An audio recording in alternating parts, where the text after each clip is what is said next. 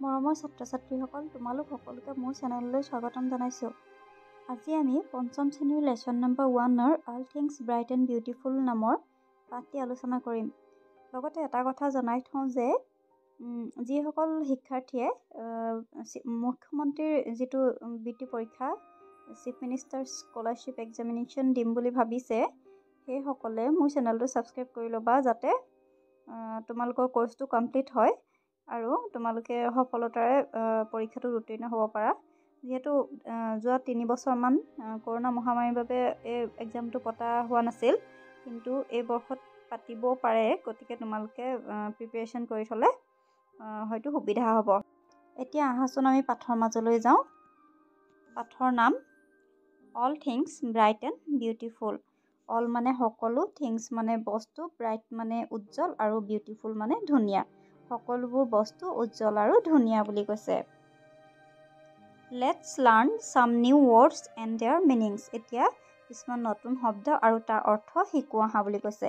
এই ময়ূৰ চৰাইজনী পিককজনীৰ পাখিবোৰত কিছুমান নতুন শব্দ দিয়া আছে। ব্ৰাইট, টাইনি, ৱাইজ, ক্ৰিয়েচাৰ, গ্ৰেট আৰু ৱণ্ডাৰফুল। এই শব্দবিলাকৰ অৰ্থ আমি জানো আহাচোন বুলি কৈছে। এতিয়া চাওঁ আহাচোন, প্ৰথমে কি দিয়া আছে? ৱণ্ডাৰফুল।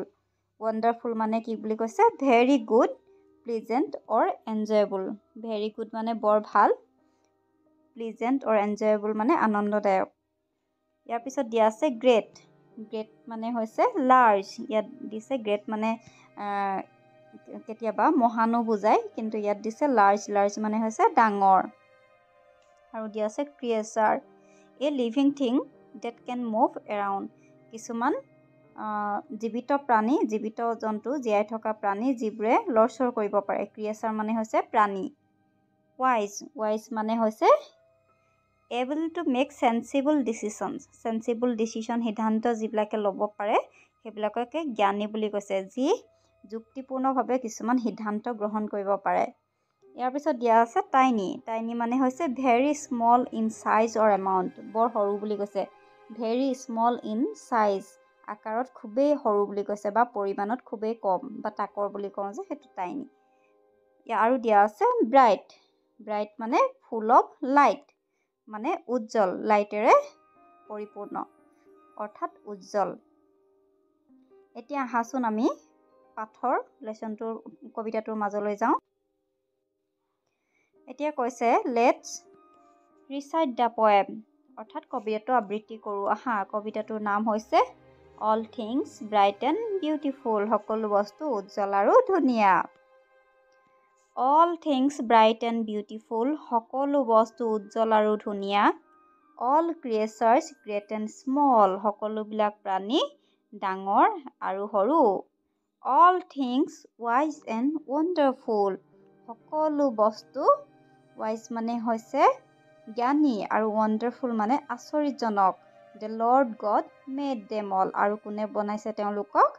সকলোবিলাক ঈশ্বৰৰ বা সৃষ্টিকৰ্তাৰে সৃষ্টি। সকলোবিলাক তেওঁৱে সৃষ্টি কৰিছে, অৰ্থাৎ প্ৰকৃতিত থকা সকলোবিলাক বস্তু ধুনীয়া, উজ্জ্বল আৰু ধুনীয়া বুলি কৈছে। বিউটিফুল, সকলোবিলাক প্ৰাণীয়ে ডাঙৰ আছে, কিছুমান সৰু আছে, কিছুমান জ্ঞানী, আৰু কি হৈছে সকলোবিলাক আচৰিতজনক।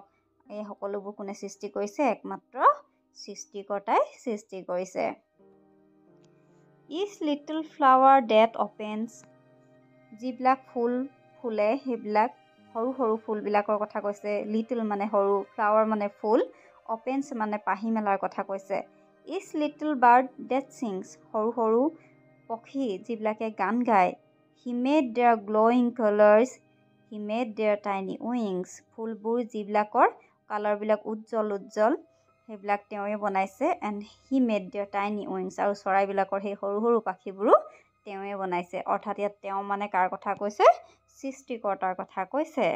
অৰ্থাৎ প্ৰকৃতিত পোৱা সকলোবোৰ বস্তু সৃষ্টিকৰ্তাই কেনেদৰে সৃষ্টি কৰিছে সেই কথাই কবিতাটোত বৰ্ণনা কৰিছে।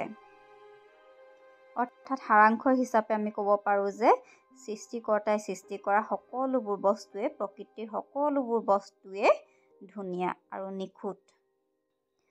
এতিয়া আমি থোৰতে পোৱা নতুন নতুন শব্দ কিছুমানৰ অৰ্থ চাওঁ আহাচোন।